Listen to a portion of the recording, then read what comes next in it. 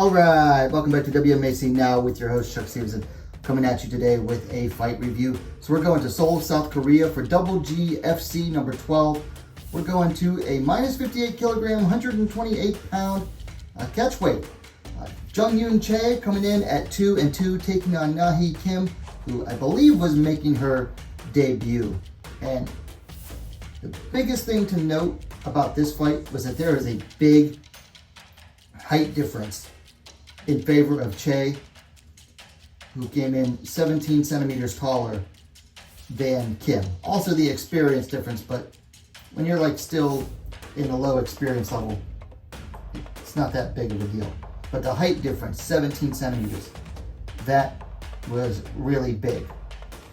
Anyway, let's get into the fight. So first round, they come out, they met in the center. Choi starts putting out the jab. Kim rushes forward and Choi clinches and basically just, roughhouses Kim over to the fence. Knees start landing for Choi and she's basically bullying Kim. Then Choi gets a leg sweep takedown at about the minute 57 mark.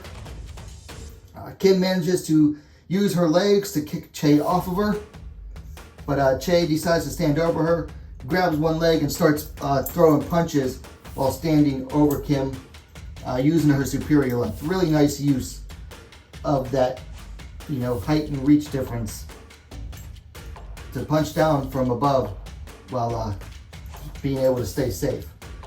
Kim tried to stand as Choi crowded her, but Choi managed to get her back down, trapping Kim's left side against the cage. Kim again tried to stand, but she was basically trapped eating punches. And Choi really manages to posture above her in half guard, just postured up and started just raining right hand punches until the referee finally intervenes and stops it. 3 minutes 25 seconds for your winner via TKO, JeongYoon Choi. Looking at my notes here, this was an easy win for Choi. Kim honestly had nothing. She was a little bit too small. I don't know if she's actually meant to be like in the strawweight class or she's just a small for a flyweight. I know Choi has fought it, excuse me, at bantamweight in the past, but I think the size difference was definitely a big factor here. Which leads me on to my next bullet point here. Weight classes exist for a reason. I'm not a big fan of supposed catchweight fights because they typically favor the heavier fighter.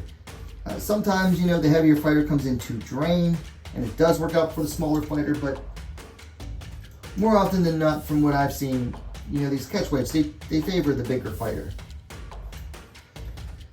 So, you're probably wondering, why did I cover this one? Well, besides my love of covering obscure fights, I had covered JeongYoon Choi's 2 fights for 1 championship that happened last year. And I mentioned that she needs to learn how to get mean in the cage. And watching this fight, it seems that she finally found that mean side that I said she was lacking in her last fight. I mean, it still needs work. She needs to bring it out a little bit more, but it seems like she found it. Like, there's one segment in the fight, she grabs Kim's right leg as she's standing over her, kind of pulls her forward and throws a punch at her at the same time, and it landed. And that was pretty cool. So she's starting to find her mean side. But I say it still means work because when she was postured up in half guard with Kim trapped against the cage and throwing punches, they weren't like hard punches. They weren't like she was really trying to hurt her. She was mostly just going to, more like trying to show the referee that, hey, she's trapped. She's not going anywhere. I'm just going to keep punching her. But I think had she thrown with, bad intentions, like a little bit more bad intentions, she'd have gotten the finish a little bit quicker.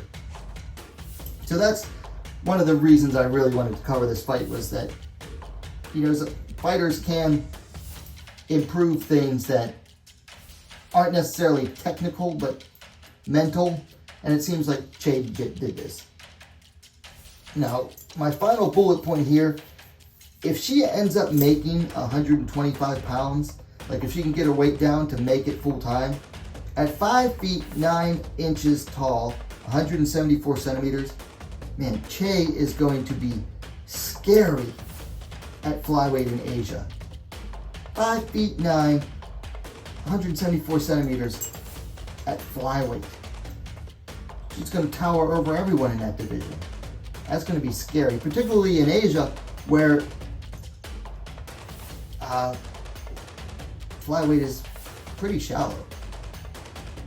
So I don't have really anything for, either fighter to work on, because it was a fairly short fight and really one-sided. So it's hard to judge, what each fighter should work on.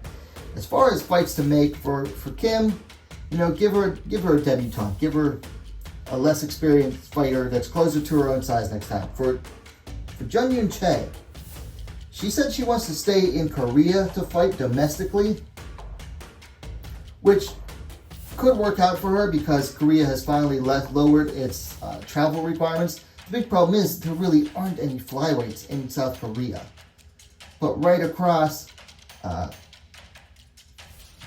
sea over in Japan, you got Deep Jules with an established flyweight division now. They just crowned a new champion. It's only like an hour flight. Excuse me. She could hop on a plane over to Japan and fight there now in their flyweight division. So